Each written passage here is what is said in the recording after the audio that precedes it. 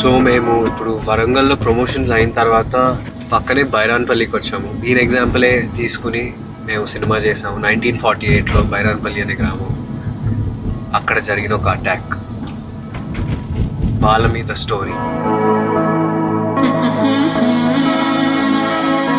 ఈ ఊరు గురించే సినిమా, చాలా ముఖ్యమైన భాగం ఈ సినిమాలో బైరాన్పల్లి. మీరు వచ్చినందుకు థ్యాంక్ యూ అన్న. మా ఊరికి మీద సినిమా తీసినందుకు కూడా థ్యాంక్ యూ అన్న. ఇక్కడ పోరాటం అనేది ఏంటంటే రజాకారులు, స్వాతంత్రం కోసం రజాకారుల గురించి ఎదురొడ్డి పోరాడిన గ్రామం మాది. Main character Rajireddy. ఆ రాజిరెడ్డి ద్వారానే ప్రజలందరూ కలిసి అర్ధరాత్రి పడుకున్నాక వాళ్ళు వచ్చి దాడి చేసారు. ఆ దాడికి విధంగా ఇక్కడ దగ్గర దగ్గర పోరాటంలో 90 మంది చనిపోయారు మా ఊరిలో.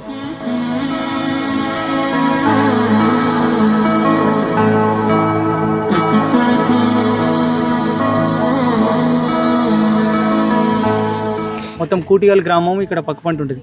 వాళ్ళు మా ఊరోళ్ళు కలిసి పోరారెడ్డి ఇక్కడ దీనికి అనుగుణంగా ఒక స్తూపం కూడా ఉంటుంది.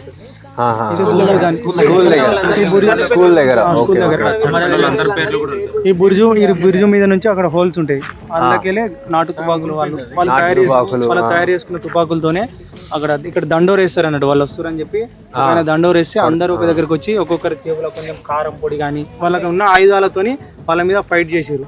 ఇక్కడ డోర్ ఉంటుంది, ఇక్కడ నుంచి లెఫ్ట్ లోపల కూడా ఒక చిన్న రూమ్ ఉంటుంది సెపరేట్, డిఫెన్స్ దాచుకోవడానికి కానీ అందులో ఎవరైనా సీక్రెట్ గా దాచుకొని ఎవరైనా సడన్ అటాక్ చేసినప్పుడు కూడా చేయడానికి లోపల ఒక డిజైన్ చేసుకున్నాం. అక్కడ మళ్ళీ దీనికి డైరెక్ట్ పెద్ద పెద్ద చెట్లు మొలవడం వల్ల కూడా ఎప్పుడు కూలిపోతుంది అన్న పరిస్థితికి వచ్చే ప్లేస్ లో ఉంది. ఇప్పుడు డెఫినెట్ గా జనాలకి ఈ ఊరు గురించి తెలుస్తుంది, 100% తెలుస్తుంది. కాకపోతే మా ఊరికి ఈ దీని వల్ల ఇంకొంచెం ఏమైనా డెవలప్ అయ్యి ఈ దీన్ని కాపాడుకుంటే చాలు. మా ఫ్యూచర్ జనరేషన్, మా వచ్చే పిల్లలకు కూడా మన ఊరికి ఇంత చరిత్ర ఉందని ఒక 10 మందికి తెలిస్తే చాలు. డెఫినెట్ గా అండి, ఈ సినిమా తర్వాత డెఫినెట్ గా బైరాన్పల్లి అనే ఊరు గురించి చాలా స్ట్రాంగ్ గా కోరుకుంటున్నాం. మీ సినిమా కూడా చాలా హిట్ కావాలని చాలా డెఫినెట్ గా